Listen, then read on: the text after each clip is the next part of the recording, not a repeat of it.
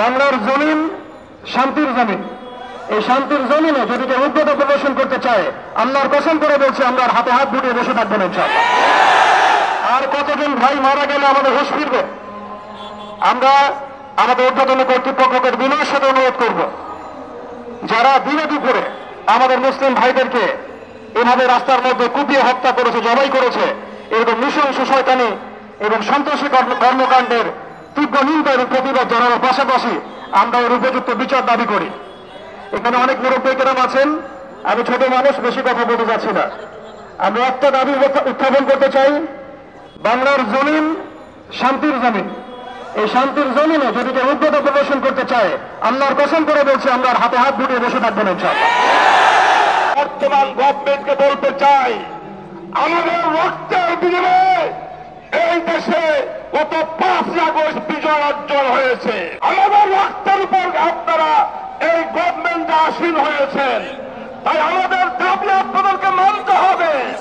আজকে পরিষ্কার দাবি, উগ্র সন্ত্রাসী ইসকনকে বাংলাদেশে নিষিদ্ধ করতে হবে।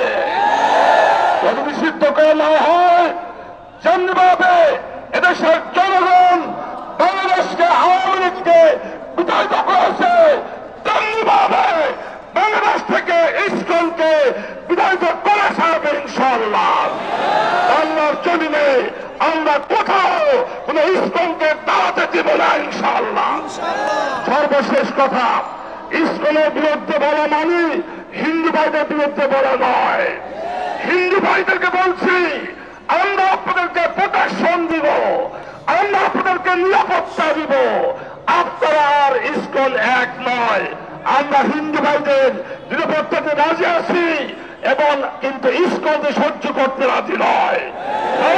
সমাবেশের পরে ইসকনের কোথাও কোনো কার্যক্রম দেখা যায়, জনগণ পথ ভাঙতে পারবেন ইনশাআল্লাহ। সকল ইসকনের কার্যক্রমকে নিষিদ্ধ দাবি